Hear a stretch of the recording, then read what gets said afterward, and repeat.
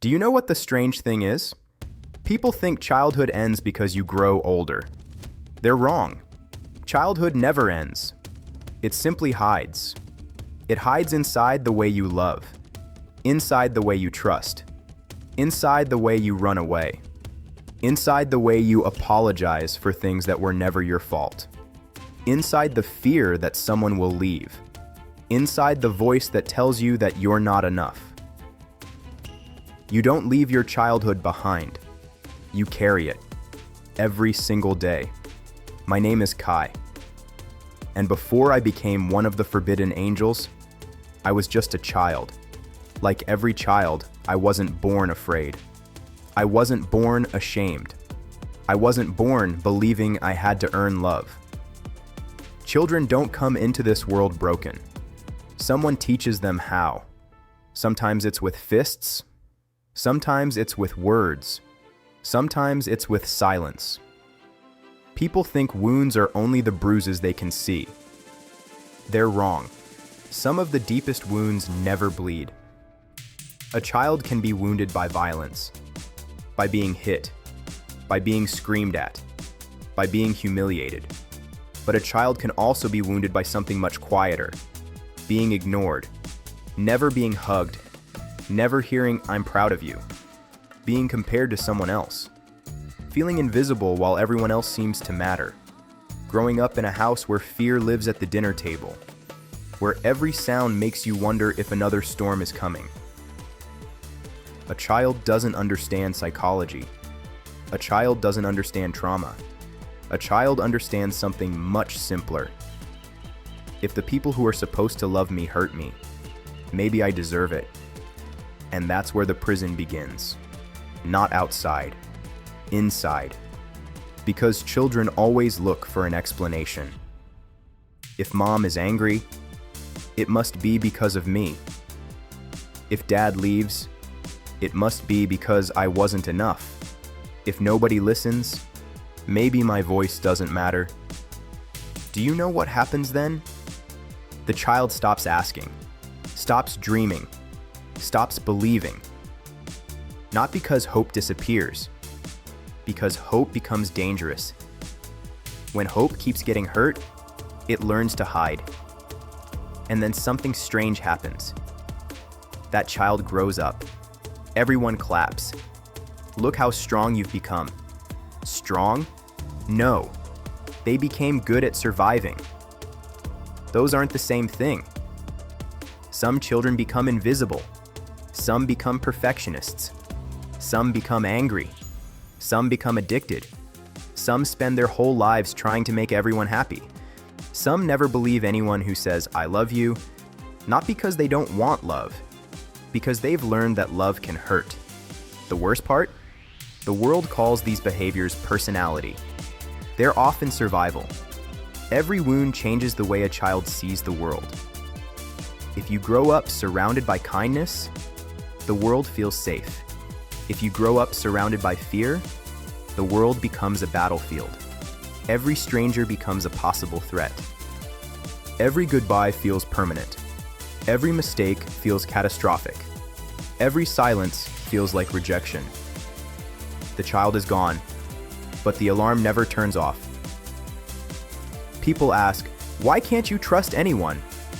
Because trust was expensive. Why are you always anxious? Because peace was unfamiliar. Why do you push people away? Because losing them hurts less if you leave first. Nobody asks, "What happened to you?" They only ask, "What's wrong with you?" There's a difference. A huge difference.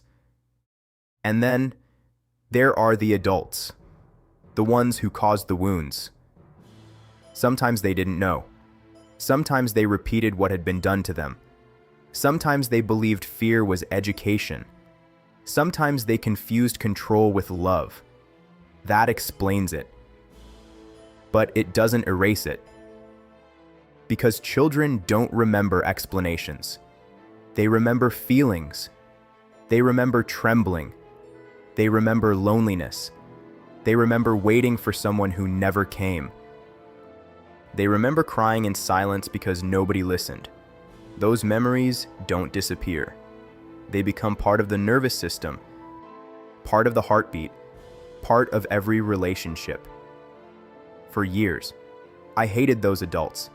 I imagined proving them wrong, showing them what I had become, making them regret everything.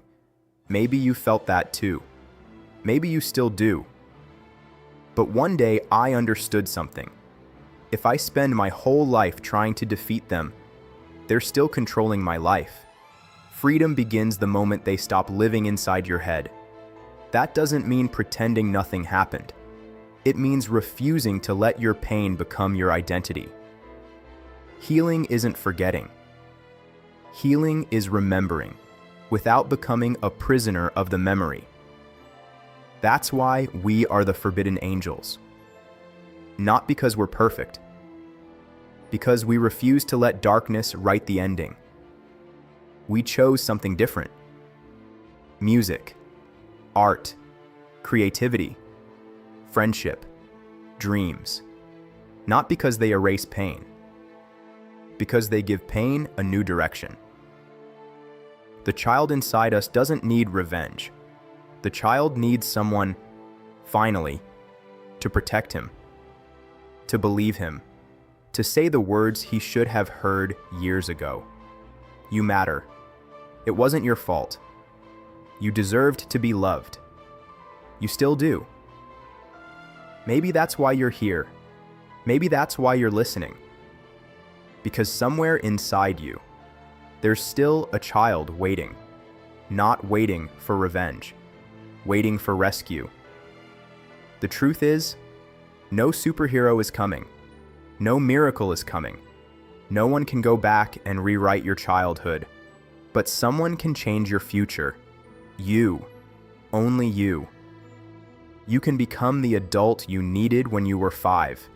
You can protect the child nobody protected. You can believe the child nobody believed.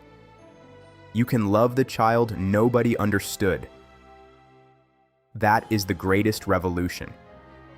That is the greatest act of courage. That is the greatest victory. So if you're asking me who the forbidden angels really are, we are the children who survived.